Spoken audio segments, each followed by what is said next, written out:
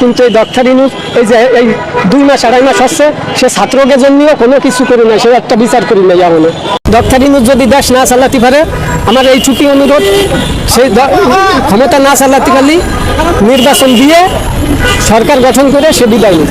আমার এই ছুটি কথা, এই কথাটুকু আমি কবে বহুদিন ধরে আশাই ছিলাম যে আমার সামনে কেউ আসলে আমার মনের কথাটা আমি প্রকাশ করবো, কিন্তু আপনারা আইসেন, আমি খুব খুশি হয়েছি। নির্বাচন অতি বিলম্বে তাড়াতাড়ি দিয়ে সে নতুন সরকার গঠন করে দিক। যদি এই দেশে দাম দিয়ে খেতে হয় তাহলে আমি সরকার বসায়ে সরকার গঠন করে আমি দাম দেখাবো। কিন্তু এই ডক্টর ইউনূস এই যে এই 2 মাস 2.5 মাস হচ্ছে সে ছাত্রকে জন্যও কোনো কিছু করে নাই, সে একটা বিচার করি নাই। এমন যে সব স্বৈরাচারের লোক যেভাবে মানুষের পর নির্যাতন করেছে, এখনও তারা আটক আছে, কেউ সাধারণভাবে ক্ষমা করে দিয়েছে। এইসব হবে না, এই দেশে পলাই যাচ্ছে, তাকে তো সহজ করে দিয়েছে, বিজিবিকেও সহজ করে দিয়েছে, বিজিবিরা চলে আসছে। সরকারের পক্ষ থেকে না দিলি, যদি সরকারের পক্ষ থেকে না দেয় তাহলে বাংলাদেশের বুকির থেকে বর্ডার পার হয়ে কোন সাহসে বাংলার এই রাজাকারের লোক, এই স্বৈরাচার সরকারের লোক কেমনে যায়, কেমনে যায়? এই জন্যই এগেও হাত আছে, তার দরকার নাই। মানে এই দেশে ভালো সরকার চাই, ভালো সরকার চাই, এই ইউনিভার্সিটির দরকার নাই।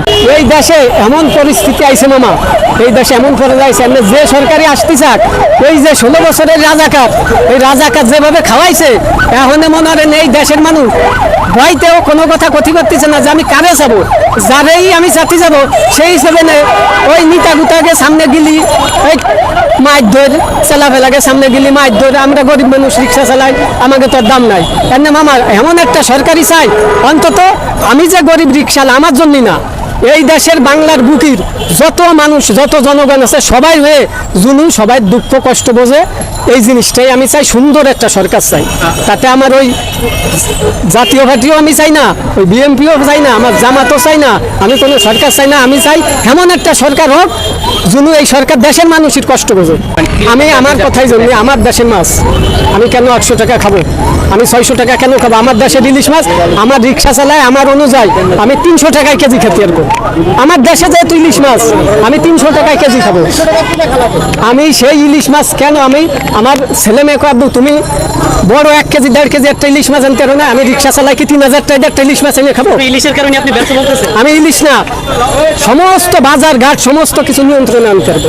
ডক্টর ইউনূস তার কোনো কিছু পারতেছে না, যার কারণে উনি ব্যর্থতাই হয়ে গেছে এই দেশে। 16 বছরে কোনো পরিবর্তন চান না? 16 না চাই নাই, চাবো কেন? আরে মামা 16 বছরে যে আমি চাবো, 16 বছরে চাতি গেলেই তো আমাকে লাঠি দিয়ে খেলাইছে। আমার বুই পুলিশ আজিম পুলিশ তো আমার বুই লাঠি দিয়েছে।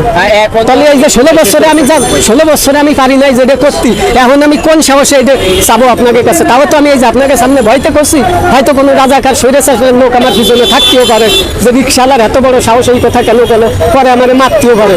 কিন্তু আমার মনে যে আখ্যা ছিল, আমি এটা আপনাকে সামনে কইছি, এটা প্রকাশ করে এটা সবাই মাঝে ধরে রাখেন আমি, তাহলে আমি খুব খুশি হবো মনে।